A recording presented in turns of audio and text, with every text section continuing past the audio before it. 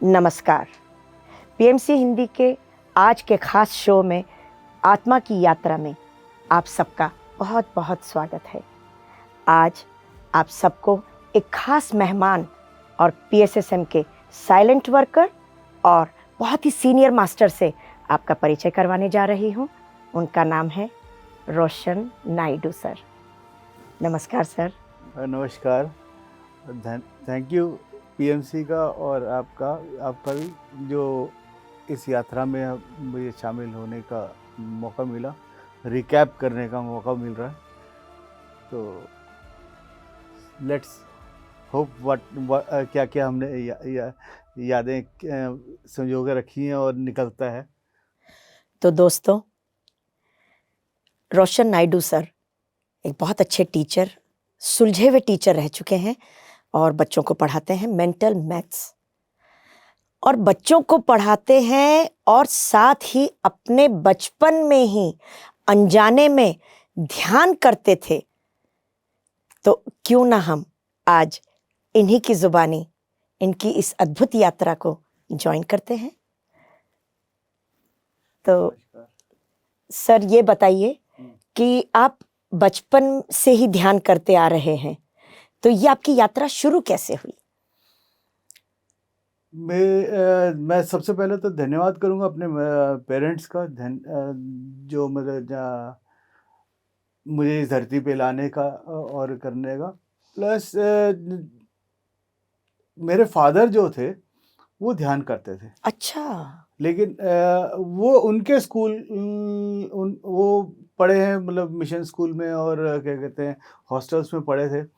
तो क्या कहते हैं उनको ये चीज़ बताया जाता था करने का। तो वो उनकी आदत सी थी कि जब मतलब जैसे ही नहा के आए तो अब 10 मिनट जो है बैठना। उसके बाद फिर अपना फादर डिफेंस में थे, तो उनका जो है सुबह सुबह जो है 6 साढ़े 6 बजे जो है ये निकलते थे वो, और दोपहर को 2 बजे तक वापस आ जाते थे। तो उनका ड्यूटी था पहले ही मतलब वो करते थे, ध्यान करते थे। और उसके बाद वो हमें भी पता नहीं था कि क्या करते हैं करके। हमारे घर में भी शुरू से ही कोई पूजा का वो नहीं था, किसी मूर्ति का रखना या कुछ भी नहीं होता था। ना मदर को वो था। मदर भी मतलब हमारे थे तो हाउस वाइफ ही, लेकिन थोड़ा सा उनको स्टिचिंग में शौक़ था, तो उसको ही उन्होंने प्रोफेशन भी बना रखा था और अपना वो काम करती थी। उनको भी टाइम मिलता नहीं था पूजा पाठ करने। लेकिन त्योहार वगैरह कुछ आ जाए तो उसमें पकवानों का बड़ा वो रहता था। मतलब जो भी पकवान बनते थे हम लोग और ज़्यादा मेरी 2 सिस्टर्स थी हैं और तो उन लोग को बड़ा शौक़ था घर घर में जाके थाली दे के आना, फिर उनके यहाँ से भी कुछ आता था। तो ये चीज़ का बड़ा वो रहता था। जो जितने आसपास रहते उनको वो दे के आते थे, और फिर प्लेट आने का इंतज़ार नहीं होता था, बाद में वो फिर कुछ ना कुछ आ जाता था। तो ये एक त्योहारों में रहता था। तो लेकिन घर में जो है पूजा पाठ का कुछ वो नहीं था। यानी कि आपके यहाँ कोई मंत्रोच्चारण नहीं, देवी देवता की पूजा नहीं, मूर्ति नहीं, फोटो नहीं, कुछ नहीं? कुछ नहीं। वरना उस जमाने में ये सब तो बहुत कंपलसरी होता था, सभी घरों में होता था, सभी घरों में होता था, आम बात थी ये तो। बिल्कुल। औरों के घर में भी जाते थे तो उनके घर में भी कुछ ना कुछ होता था, लेकिन हमारे घर में कुछ ऐसा नहीं मैंने देखा नहीं। मतलब क्या कोई मूर्ति एक जगह जहाँ पे मतलब रख के प्रेयर करना। लेकिन त्योहारों में पकवानों का बड़ा शौक़ था कि और हम फादर डिफेंस में होने की वजह से क्या होता था कि हर कम्युनिटी के लोग वहाँ पे होते थे। जो कैंपस हमारे इसमें था, बंगाली लोगों का अपना अलग पूजा होता था, मराठियों का अपना अलग पूजा होता था, साउथ इंडियंस का अपना अलग होता था। तो उसमें हम लोग बढ़ चढ़ के भाग लेते थे। जैसे ये हो गया आपका मतलब जात बिरादरी का भी आपको कोई वो नहीं था? नहीं था। हाँ। हर त्योहार में हम पार्टिसिपेट करते थे और लीडरशिप करते थे हम लोग। जैसे मूर्ति लेके आने से लेके मूर्ति विसर्जन तक हमने उस सबको करते थे, क्योंकि और जैसे गणेश पूजा होता था, तो हाथी पे लेके आते थे, और होता था कि क्या कि हाथी यूँ यूँ हिलता था, गणेश जी को बैठाया नहीं जा सकता, तो इसीलिए वो ट्रक में आते थे, और वो उसकी जगह पे हम लोग बैठते थे। हाथी पे बैठने का मौका मिलता था। तो पूरा कैंप को घूमने, और गणपति बप्पा मोरया, पुरजावती लौकरिया, ऐसे वो नारे भी लगाते थे, और साथ में हाथी का भ्रमण भी होता था। हाथी का भी होता था, कैमल्स का भी लाते थे, तो कैमल्स का भी होता था। मतलब मूर्ति लाने से लेके उसको विसर्जन तक हमारा पूरा वो रहता था। तो नायडू सर, आप ध्यान में कब और कैसे आए? मेरे को याद है चेन्नई में हम रहते थे, तो स्कूल का जो लंच पीरियड होता था, वो मेरा जो है खाना खाते नहीं थे हम लोग, लेकिन वो कुछ मेरे को नज़र आता था, कुछ ना कुछ, मतलब ऊपर की तरफ। तो उसको देखते रहते थे ऐसे। उस उसमें क्या हुआ कि खाना नहीं होता था, लेकिन क्या है, आसमान से क्या वो कुछ ना कुछ कम्युनिकेट होता था, कुछ समझ में नहीं आता था मुझे कि क्या है, मतलब। लेकिन ये है कि अभी मतलब जब आप पूछ रहे हैं, तो मतलब याद करके मैंने वो कर रहा हूँ कि कुछ नज़र आता था, लेकिन वो क्या। और उसी दौरान पे खाना वाना नहीं खाते थे, तो वो साल भर के ड्यूरेशन के सेकंड क्लास में मेरा तबीयत वगैरह ख़राब होने लगा। डायग्नोस हुआ तो डबल निमोनिया हो गया, फिर जॉन्डिस हो गया, उसके साथ में ही और भी कई चीज़ें, किडनी फेलियर या कुछ था। मतलब डॉक्टर्स ने ये कह दिया था कि ही इज़ नो बचेंगे नहीं। बचेंगे नहीं 10-15 डेज में, ये मतलब इसका वो है, मतलब near death experience you can say. मतलब इवन मेरी मदर की जो सिस्टर थी, बड़ी सिस्टर मेरी दम्मा कहते थे, वो मेडिकल लाइन में थी, तो उन्होंने जब सुना, तो फिर उन्होंने हमें अपने जगह पे बुला लिया। चेन्नई में रहते थे हम लोग, तो उन दिंडगल करके एक जगह था, तो उस जगह पे बुला लिया, और उन्होंने अपने देख रेख में मतलब मुझे ठीक कर लिया, मतलब। तो फिर वहीं पे फिर थोड़े बहुत टाइम वहीं पे स्कूलिंग हुआ। फिर उसके बाद दोबारा फिर फादर को ज्वाइन किया। फिर वहाँ से हमारा चेन्नई से जो है आसाम ट्रांसफ़र हुआ फादर का। तो असम में काफ़ी मतलब थर्ड क्लास से लेके 6th क्लास तक हम लोग वहाँ पे रहे।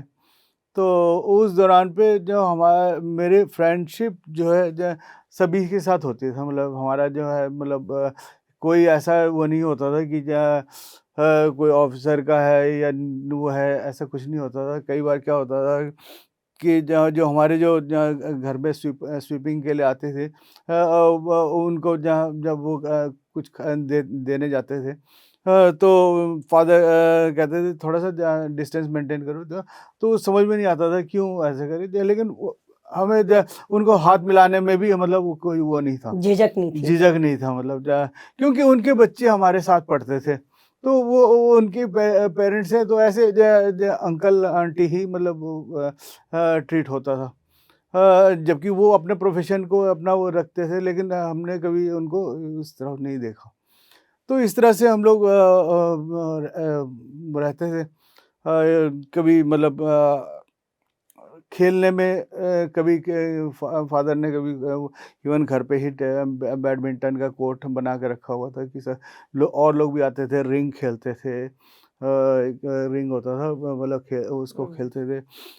इवन कंचे भी खेले हमने, हैं, गुल्ली डंडा भी खेले, बैट बॉल भी खेला, क्रिकेट भी खेलते थे हम लोग। कबड्डी, कबड्डी बहुत खो खेला, खो। हाँ, खो-खो भी खेला हमने बहुत। इवन खो-खो में तो मैं स्टेट चैंपियन भी रहा हूँ, ओह मतलब। वाओ! हाँ, नेशनल्स भी खेला मैंने खो-खो में। तो कहने का मतलब है कि हर तरफ से हम लोगों ने एंजॉय किया। वो एक बचपन में याद है मेरे को, जब हम लोग जो है महीने में 2 बार जो है पिकनिक जाते थे पेरेंट्स वगैरह के साथ। तो जब पिकनिक में मतलब जितने भी हमारे जो तेलुगु कम्युनिटी के होते थे, वही मतलब इकट्ठे होते थे। उम्र 50 से 100 फैमिलीज होती थी। जो मतलब उस दिन क्या होता था, फादर ही मतलब जेंट्स ही मतलब खाना बनाते थे, लेडीज अपना मस्ती में रहती थी। उनका कोई मतलब रोल नहीं होता था खाना बनाने का। ना लहसुन के ना या प्याज का करना, कुछ भी नहीं, जस्ट एंजॉय इट। मतलब बच्चे भी और लेडीज भी, और जेंट्स ही खाना बनाएंगे। तो उस दिन क्या हुआ, वैसे तो बहुत बार गए हम लोग, हर महीने में 2 बार तो हमारा जंगलों में जाके, मतलब वो भी पहाड़ पार करके, 2-3 पहाड़ पार करके जाते थे। इतने बड़े-बड़े बर्तन होते थे जो उसको साइकिल्स में रख के, वो ठेला होता था उसमें लेके जंगलों में जाते थे, और वहाँ पे फादर लोग जो है या अंकल लोग जो है लुंगी बांध करके फिर अपना एक प्याज काट रहा है, कोई जो है कुछ कर रहा है, कोई कुछ कर रहा है, ऐसे होता था। वो एक दिन क्या हुआ कि वो जो वहाँ पे जो कर रहे थे, तो गाँव के 1-2 बच्चे आ गए, और जहाँ खाना बना रहे थे उसके ऊपर एक बहुत बड़ा मधुमक्खी का छत्ता था। तो उन्होंने जो है पत्थर मार दिया, और पत्थर मारा तो मक्खियाँ वो होगी, और जितने लोग थे उन सबको काटना शुरू कर दिया।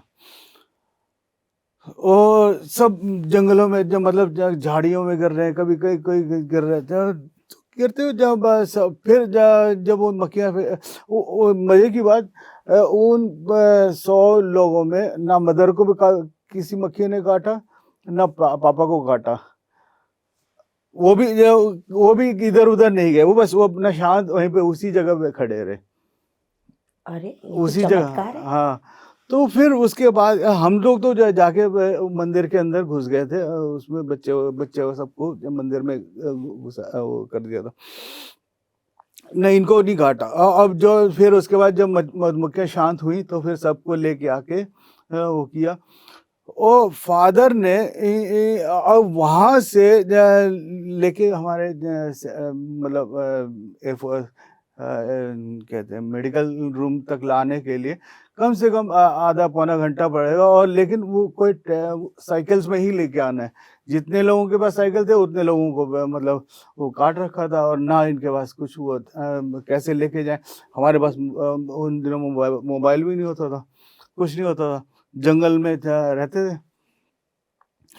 तो फादर ने उन सब को हिप्नोटाइज कर दिया। 15-20 लोग थे, 15-20 लोगों को हिप्नोटाइज कर दिया। हिप्नोटाइज करके उनको मतलब शाम को 5 बजे तक ये इंसिडेंस हुआ था। 11 साढ़े 12 के आसपास हुआ होगा, क्योंकि 8 बजे ही निकले थे, और 9 साढ़े 9 तक पहुंच गए थे, और खाना 10 साढ़े 10 के आसपास वो काटा, और 11 साढ़े 11 के करीब उन्होंने सबको हिप्नोटाइज कर दिया, और उनको इंस्ट्रक्शंस दे दिया कि 5 बजे तक, 4 साढ़े 4 तक नहीं उठेंगे, जब तक मैं बोलूंगा नहीं तब तक नहीं उठेंगे, मतलब वो बेहोश रहे या सोते रहे? सोते रहे। और इतने दर्द के बावजूद भी उन लोगों को ऐसे हिप्नोटाइज कर दिया था। उनके फिर शरीर में जब वो हिप्नोटाइज हो गए, उसके बाद कांटे वगैरह थे जो उनके डंक दो, उसको निकाला हमने। फिर वो साथ में बेर के पेड़ भी थे, उनके भी कांटे लगे थे, इसके भी कांटे लगे थे, काफ़ी डंक निकाल दिया। और मजे की बात, क्या किसी को कुछ भी नहीं हुआ। 4 साढ़े 4 के करीब उठाया सबको, वो किया, फिर उनको फिर वही जो 3-4 लोग बचे थे उन्होंने खाना बनाया, सब कुछ किया, एंजॉय किया। फिर उसके बाद जो 15 लोग थे फिर वो उठे, शाम को बिल्कुल ठीक ठाक उठे, और उनको ले जा करके फिर MI मेडिकल हॉस्पिटल में, MI रूम कहते थे उसको, और वहाँ पे भर्ती कर दिया उसको। मतलब कहने का मतलब है कि जब उनको उस इमरजेंसी में भी उनको एकदम स्पॉन्टेनियसली ट्रीटमेंट हुआ उनका। नहीं तो जो गांव के जो जिनको काटा था वो वॉमिट करने में और इसमें लगे हुए थे, उनको तो वॉमिट वगैरह होना शुरू हो गया था, और वो जाके बाद का उसका पता नहीं, लेकिन हमने जितने उनके फादर के कोलिग्स थे उनको ठीक ठाक अपने इसमें मुझे तब मेरे को इसका पता लगा। क्यों, फिर घर में आके देखा तो एक बुक पढ़ा हुआ था हिप्नोटाइज का, हाउ टू हिप्नोटाइज करके, छोटी सी बुक थी, कम से कम 50-60 पेजेस का था। तो उसको पढ़ते थे और उसको पढ़ के मैंने जो कुछ समझ में आता था और क्योंकि हमारे साथ में और फ्रेंड्स भी थे, उनको भी जो हिप्नोटाइज के बारे में इतना वो अंकल मुझे कल का पेपर बता दो। डैडी उनको हिप्नोटाइज करके हाँ देख अपना पेपर देख। तो ये चीज़ उनको भी वो कराते थे। तो बच्चों का हमारे घर में हम लोगों का भी डिफरेंस कुछ काफ़ी कम था। बहन का मतलब 1-1 डेढ़ साल का ही फ़र्क था। तो हम लोग का भी मतलब इतना कोई भाई है बहन है ऐसा कुछ नहीं था। उसकी फ्रेंड्स और हमारे फ्रेंड्स एक ही होते थे और घर में हमेशा तांता लगा रहता था कुछ ना कुछ, मतलब मम्मी के पास आते थे और ये तो कभी टाइम मिलता था तो पार्क में मतलब जो हमारे गार्डन होता था उसमें जाके मचान भी बना रखा था एक हमने अमरूद के पेड़ पे, उस पे जाके मैं ध्यान करता था। मतलब बैठ जाता था वो ऐसे नाटक भी करते थे मतलब मतलब जब मेडिटेशन करते हुए तो ये लगता था। तो ये इस तरह से हम लोग का वो ध्यान का वो रहा। वो ध्यान है करके हमें को पता नहीं था, लेकिन उस टाइम पे अमर चित्र कथा वगैरह होती थी, राधा ध्रुव का और इसका कईयों का हमने पढ़ते थे। और अमर चित्र कथा तो एक खरीदते थे, शाम तक जो है 10-12 हमारे पास हो जाती थी। एक किताब खरीदते थे लेकिन शाम तक जो है 10-12 वो एक्सचेंज सिस्टम था हमारा। एक दूसरे को चल भई आपने पढ़ लिया उसको ऐसे एक्सचेंज करके हमारे पास जो है 10-12 की किताब हो जाती। तो इस तरह से उसमें ही नॉलेज लेते थे और पढ़ते थे। तो इस तरह से ध्यान का वो बात वो करते रहे उस वक़्त, लेकिन ये नहीं पता था कि ये ध्यान है करके। ये भी वो था कि ऐसे बैठने से बहुत कुछ मिलेगा करके। तो वो इसलिए बैठते हैं कि बहुत कुछ मिलेगा, क्या मिलेगा करके उस चीज़ के उसमें वो रहते थे। इस चीज़ का बाद में जब ये यहाँ पे आने के बाद मतलब आनापान स्थिति में फिर पता लगा कि इसके लिए साधना करनी पड़ती है और करना वो पड़ता है कि फिर जो है इस चीज़ का वो यानी कि आप अनजाने में ही ध्यान करते रहे रहे। और गहराइयों में भी जाते रहे। हाँ, एस्ट्रल और ट्रैवल भी किया। फादर भी ओह! एस्ट्रल ट्रैवल करके बताते थे कि जब वो बैठते थे तो हमारे घर में वो दूसरा ईज़ चेयर टाइप का था वो लेटने वाला। तो डैडी किताब लेके बैठते थे और किताब उनके हाथ में ही रहता था और वो पूरा उसमें हम तो कहते थे कि ये तो सो रहे हैं। लेकिन जब वो निकलते थे तो वो बताते थे कि मैं कहाँ-कहाँ घूम के आए हूँ। तो वो चीज़ जो है उस चीज़ को भी हम लोग खोजते थे कि ये वो जा सकते हैं तो मैं क्यों नहीं जा सकता? क्योंकि किताबों में भी रिलेटेड होता था और हमारे को ये भी बताते थे। तो उस किताब को हमने काफ़ी मतलब वो लाइब्रेरी से लेके आए थे। तो वह महीने 2 महीने के लिए जो है आप पढ़ सकते हो, उसके बाद फिर उसको रिटर्न करके फिर आप ले सकते हो। लेकिन वो वैसे ही मतलब वो कम से कम साल भर तक वो उस किताब को हमारे घर में मैंने किताब। वो नीले रंग की किताब थी, हाउ टू हिप्नोटाइज़ करके। उसमें हमने ये चीज़ें जो है वो किया। काफ़ी लोगों को उन्होंने ट्रीट करते हुए मैंने देखा। तो इस चीज़ को वो रहा। तो आपके दोनों बहनें भी ध्यान करती थीं, मदर भी करती थीं? मदर करती थी लेकिन इतना नहीं, मतलब कभी मैं देखा नहीं, कभी मैंने उनको अपने काम से ही मतलब फुर्सत नहीं मिलती थी। फुर्सत नहीं मिलते थे। तो क्या तो और ऐसे ही रहता है। हाँ। बहनें? बहनों को कभी नहीं देखा, लेकिन मैं अपना बता सकता हूँ कि मैं जो करता था मेरे को अपना। रोशन जी, बचपन तो आपका बड़ा ही चुलबुला, मस्त भरा जीवन रहा और लीडरशिप में भी आप रहे। और पढ़ाई में आप कैसे रहे? स्कूल पढ़ाई में भी, में कॉलेज में भी? पढ़ाई में इतना नहीं था। अ, ठीक-ठीक था, मतलब नंबर इतने ज़्यादा भी नहीं आते थे, ना कुछ होगा, अरे पीटते बहुत थे। मतलब वहाँ पर भी मस्ती करने से बाज़ नहीं आए। मस्ती बिल्कुल। वो मैथ्स में तो बिल्कुल ही वो थे। ये मैथ्स जो मेरा सुधरा था, चंडीगढ़ में हमारे एक मैडम थी, किरण मैडम, 8th क्लास में, और उनका जो पढ़ाया हुआ ऐसा वो होता था कि मतलब जो 6th-7th में जब 10 में से 2 या 3 नंबर लेके आता था मैं, यहाँ पे 10 में से 10, मतलब 30 में से 30 ऐसे आने लगे। थैंक्स टू किरण मैडम, जहाँ भी होंगी वो सुन रहे हो तो। तो उनका पहले वो मेरी कॉपी चेक करती थी कि चेक किया, नंबर पूरे आए तो बाकी क्लास की कॉपी मेरे को पकड़ा देती थी।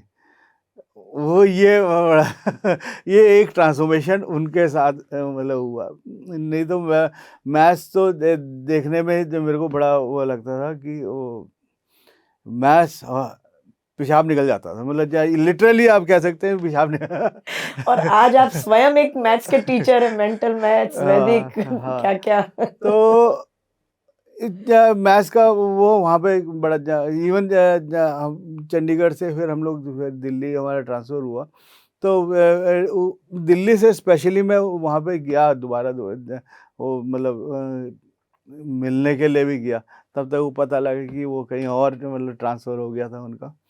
तो एक और हिंदी मैडम भी थी वहाँ पे चंडीगढ़ में, तो वो उनको तो एक दिन मैं यहीं पे मिला भी हूँ मैं, वो भी बड़ा रोचक। उसमें मैं कहीं से एक मेरी फ्रेंड है नलनी, आप ही के घर से, मेरे घर से जा रहा था वापस, 8:30 10 बजे का टाइम था, नवंबर दिसंबर का टाइम था। तो एम्स के पास में वो उन दिनों पे ये नीचे जो पुल है वो नहीं था, तो वो निकल रहा था, ऐसे जो वो एक जाके उधर खड़ा हो गया, खड़ा हुआ तो खड़ा हो गया, मतलब जब मैं स्कूटर में था, वो ऐसे जब वो लेडी ने ऐसे जब वो किया, तो मैंने जाके जब वो किया, तो मुझे आगे तक जाना है, तो आप छोड़ देंगे क्या? मैंने कहा बैठ जाओ। बैठ गया, तो मैं जैसे ही मैं चलने लगा, तो धीरे धीरे मैं बात करना शुरू किया उनको, आप क्या हैं? तो वो कहने लगी टीचर हूँ। मैंने कहा कि स्कूल में क्या टीचर हैं? तो वो धीरे बातों बातों में पता लगा कि वो चंडीगढ़ की टीचर हैं, चंडीगढ़ में रहती हैं वो, यहाँ पे अपने पेरेंट्स से मिलने के लिए आई हैं। मैं कहा चंडीगढ़ में कौन से स्कूल में टीचर थी? तो पता लगा कि सेंट्रल स्कूल की टीचर हैं। तो मैंने कहा सेंट्रल स्कूल में कौन से क्या सब्जेक्ट पढ़ाती हैं? हिंदी की।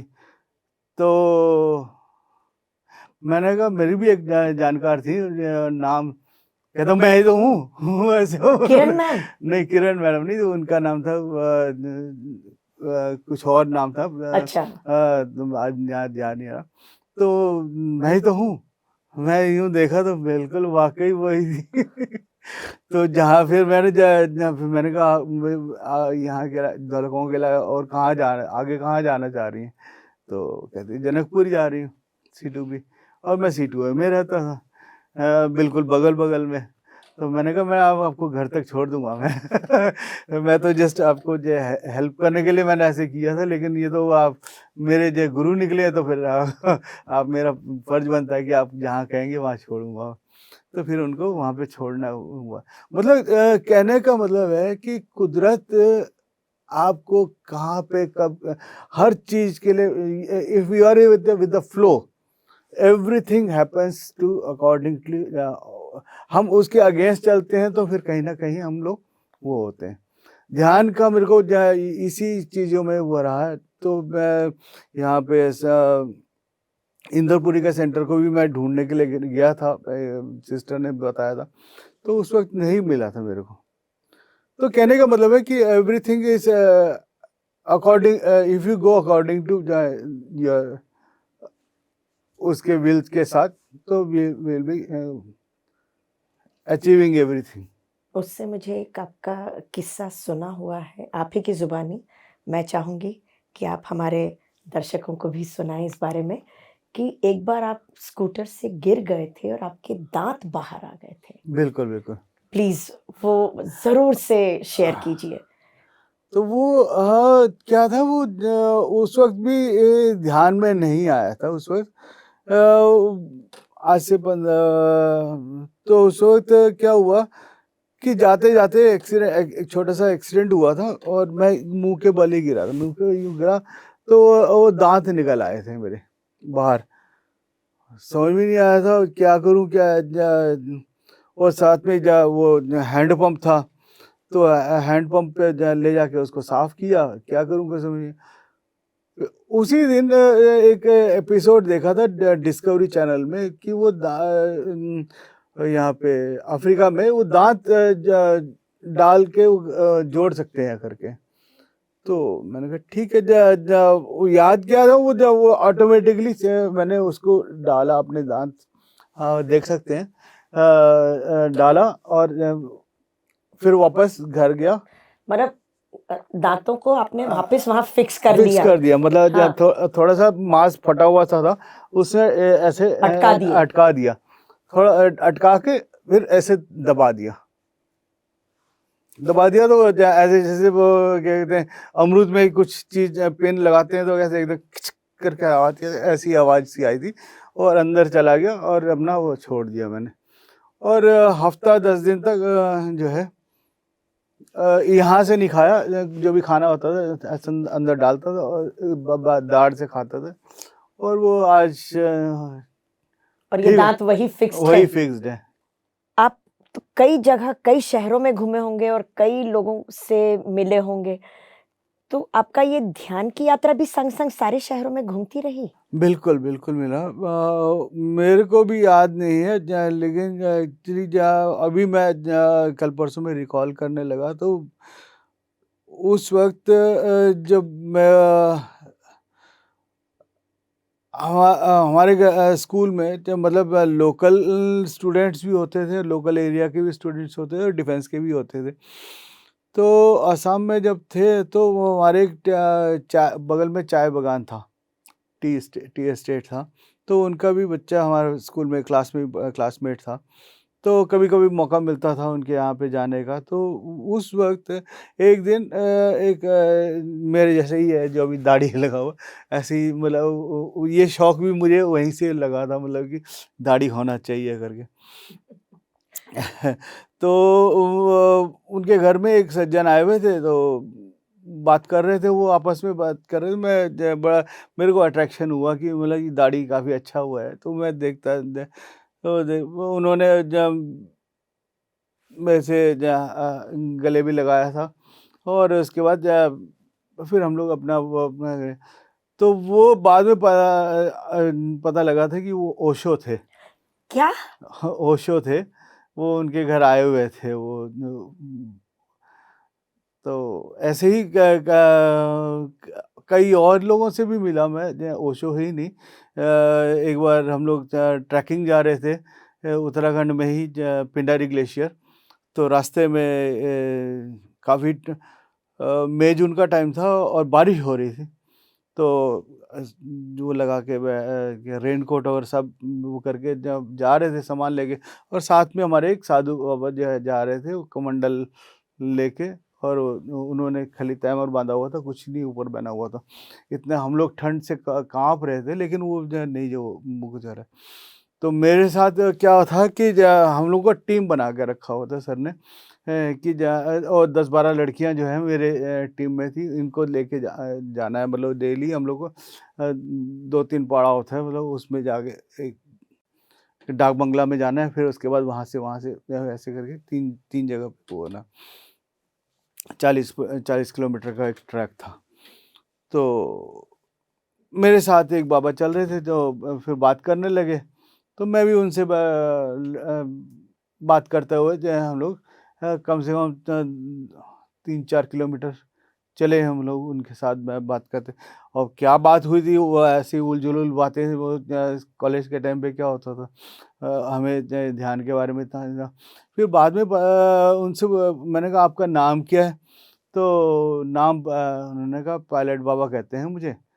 तो उन्होंने कुछ और नाम भी बताया था, लेकिन नाम का याद नहीं है, लेकिन पायलट बाबा कहते हैं करके उन्होंने बताया, क्योंकि मेरे फादर एयरफोर्स में थे। तो मैंने उनको बताया था कि ऐसे फादर डिफेंस में, तब उन्होंने जो है पायलट तो फिर उन्होंने वो भी कैसे आए थे वो ये भी पूछा था। तो उन्होंने बताया था कि ऐसे कुछ युद्ध के टाइम पे कुछ हुआ था, तो इस वजह से मुझे जीवन से विरक्ति हुई और उसके बाद ये आ गया, इस चीज़ का वो रहा। लेकिन उनका भी रहा। फिर उसके बाद किन से मिला, सत्य साई बाबा से मिला। सत्य साई बाबा के साथ तो 5 साल का पूरा ट्रिप रहा उनका, जो उनके साथ। और एक और ऐसे कामाख्या मंदिर भी जाते रहा हूँ मैं, 1-2 बार कामाख्या मंदिर भी गए हैं, तो वहाँ पे भी कई साधु संतों से मिला। तो अनजाने में कई साधु संतों से मिलता रहा मैं, मतलब मुझे अपने इंटरेस्ट से या ऐसे कुछ नहीं, बस जाते थे और वो मिलना होता था। यानी कि आपकी आध्यात्मिक यात्रा सिर्फ इस जन्म की नहीं है, कई जन्मों की साधना है, तभी इतने चमत्कार हुए हैं आपके जीवन में। तो अ, रोशन जी, एक और प्रश्न पूछना चाहूँगी मैं कि जब हम स्कूल से कॉलेज, कॉलेज से जॉब में आते हैं, फिर उसके बाद एक समय ऐसा भी आता है कि हम लोगों को अपने धर्मपत्नी या धर्मपति के साथ जीवन निर्वाह करने का भी एक समय आता है। तो वैवाहिक जीवन आपका कब से शुरू हुआ? वो उसके बारे में कुछ बताइए। वैवाहिक जीवन ऐसा हुआ कि 95 में हुआ मेरा मैरिज। वो भी उस एज पे, जब उससे पहले ही काफ़ी लोग आते थे देखने के लिए। कभी फादर भेजते थे, क्योंकि उस वक्त ट्रायंगल में थे। फादर जो है सूरत में थे, मदर वगैरह और सिस्टर्स चेन्नई में थी और मैं दिल्ली में था। तो ट्रायंगल में थे। और फादर के जो जान पहचान के होते थे, वो उनसे पूछते थे तो वो बता देते कि ऐसे जो है दिल्ली में रहते हैं। तो दिल्ली में एक दिन की बात है, सुबह सुबह 7 बजे के टाइम था। कोई दरवाज़ा नॉक किया तो मैं उठा और तौलिया में ही था। तो दरवाज़ा खोला तो कहते हैं ऐसे, मेरा कोई नाम बताया था उन्होंने। मैंने कहा हाँ जी हाँ। कहते आपके फादर ने मेरे को भेजा है। मैं फादर कहते ही मेरे फादर से हमारा काफ़ी वो रहता, डर था रहता। तो फिर उनको घर बिल्कुल एक बैचलर का कमरा कैसे होता है, बिल्कुल अस्त व्यस्त वैसी। तो उनको किसी तरह बिठाया, मैंने कहा चेयर पे, जो बेड वगैरह साफ करके बिठाया।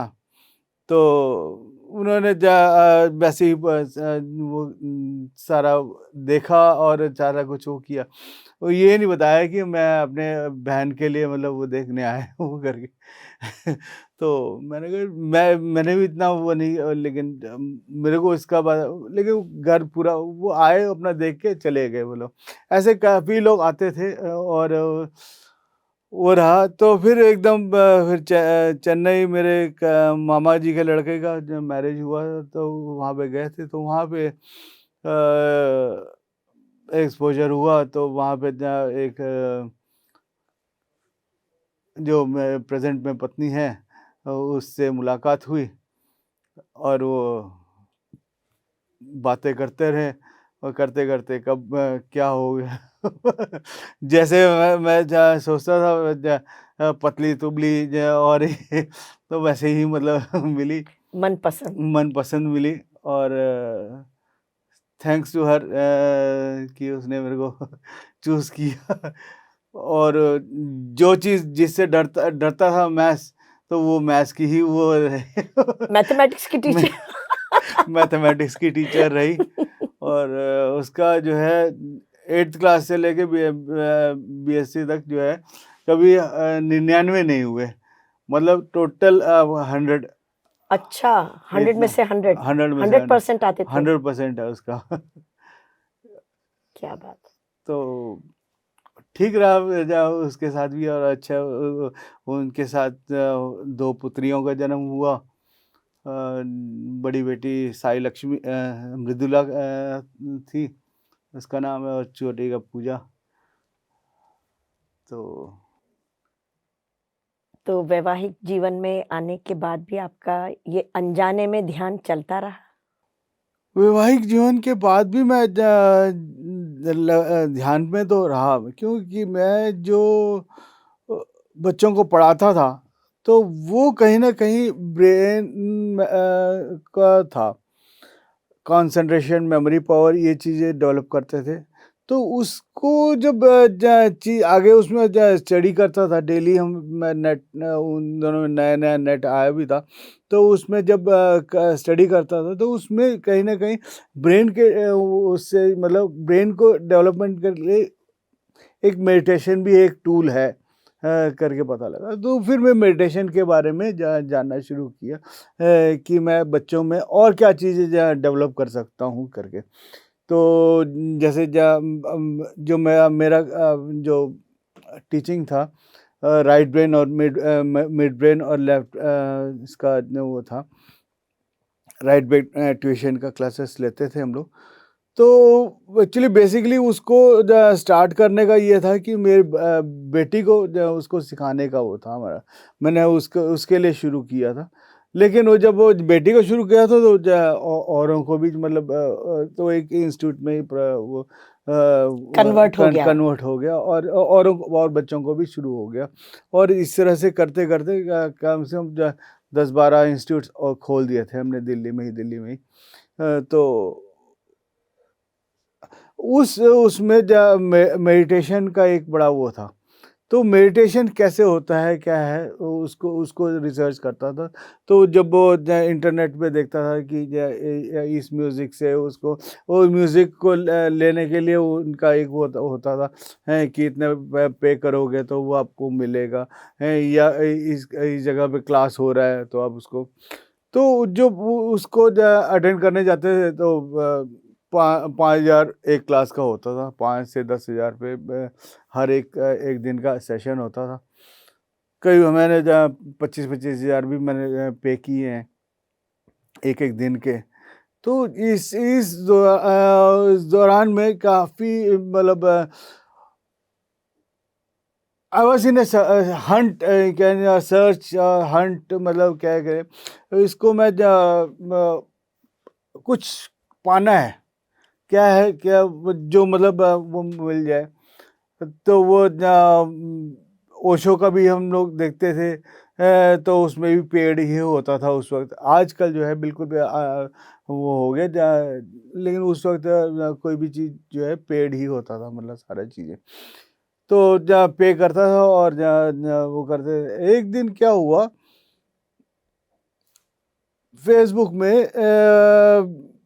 एक लेडी का फोटो था, बुद्धा का फोटो था उसके बिल्कुल पाँव पे। मैंने उसको फ्रेंड रिक्वेस्ट भेजा, और वो तुरंत ही मतलब एक्सेप्ट हो गया। वो हमारी सोसाइटी की थी, रीटा कैप्टन। तो एक्सेप्ट किया उन्होंने, और साथ में एकदम वो देखा तो उनके उसमें लिखा हुआ था, tomorrow we are having a class on flute music, वो था। तो मैंने कहा how come it you can give, मतलब कैसे आप दे रहे हो फ्री में, हमें भी बताओ करके हमने तो मैंने लिखा, तो it's very, we are always giving free itself. मैंने कहा अच्छा फ्री है तो हमें भी बताओ करके, मेरे कुछ पैसे तो बचेंगे करके, मतलब जो वो करे।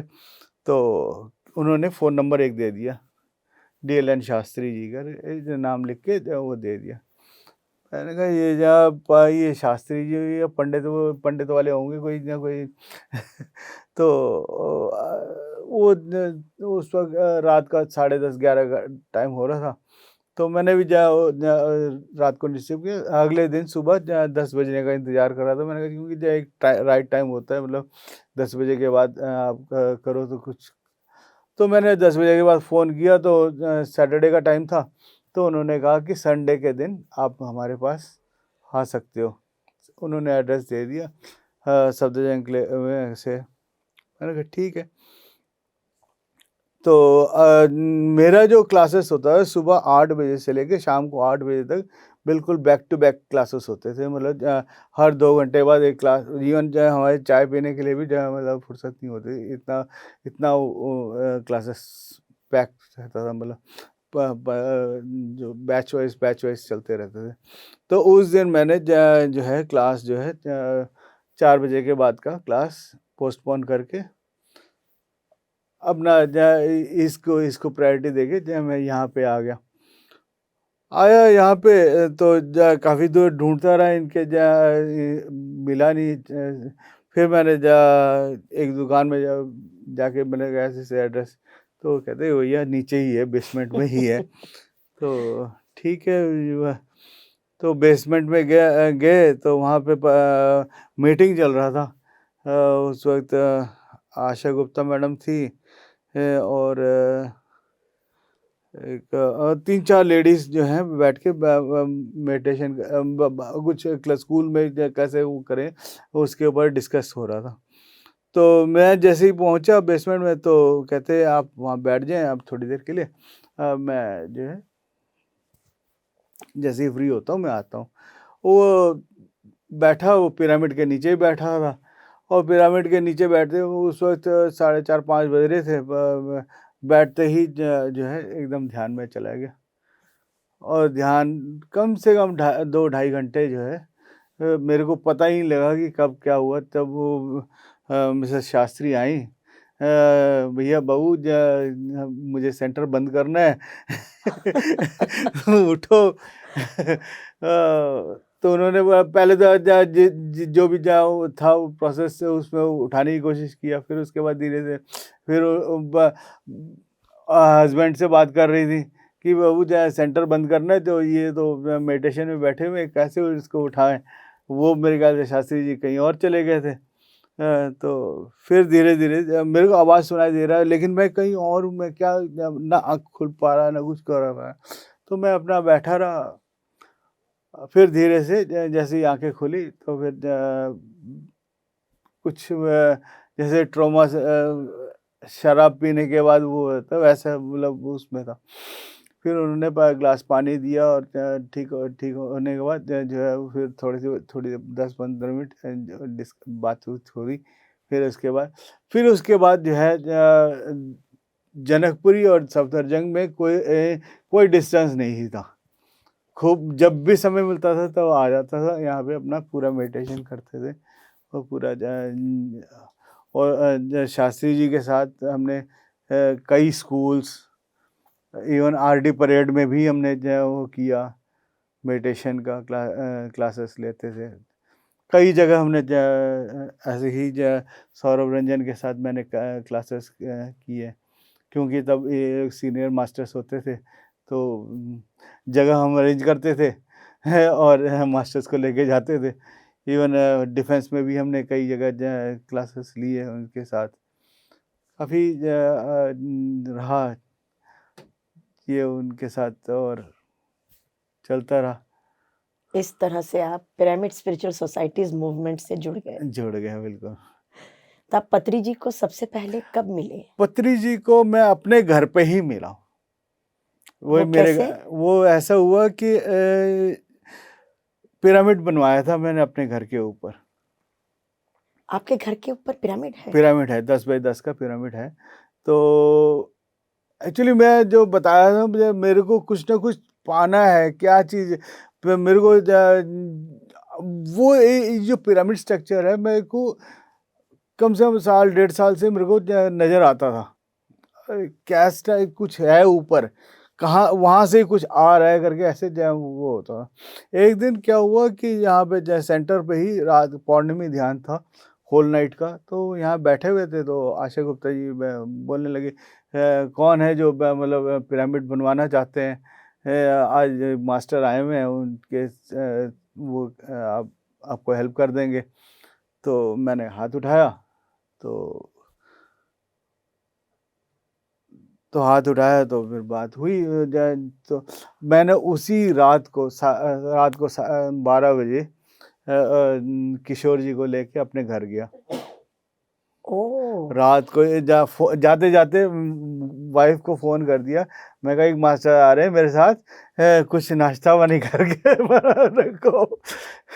तो वो 11:30 टाइम था, वो तो सो गई थी, लेकिन वो थैंक्स टू हर कि वो मतलब जो बोला उन्होंने, जो नाश्ता बना के रखा अपना, गए उनको नाश्ता कराया, नाश्ता करा के ऊपर छत पे गए, छत पे छत दिखाया उनको, कहते बन जाएगा।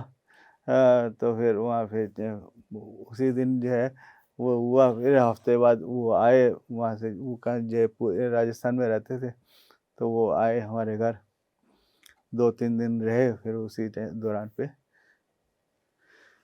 पिरामिड का स्ट्रक्चर्स वगैरह सारा डल गया, सारा कुछ। अब पिरामिड बन गया।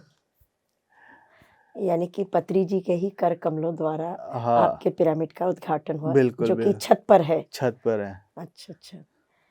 पत्री सर को जो है मैं जानता नहीं नागू, मैं बस ये मतलब ये सब चीज़ें जो है 1 हफ्ते के ड्यूरेशन में ही हुआ। मेडिटेशन में आना, पिरामिड बनना, पत्री सर से तो खैर 2-3 हफ्ते बाद मिला मैं।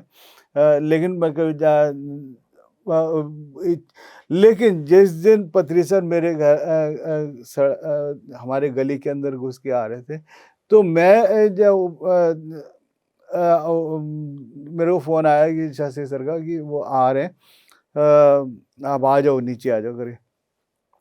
लेकिन मेरे को जो है उनके आने का स्टाइल जो है मेरे को बिल्कुल सत्य साई बाबा का वो लगा कि मेरे को इच्छा थी, मतलब कि सत्य साई बाबा मेरे घर आए करके।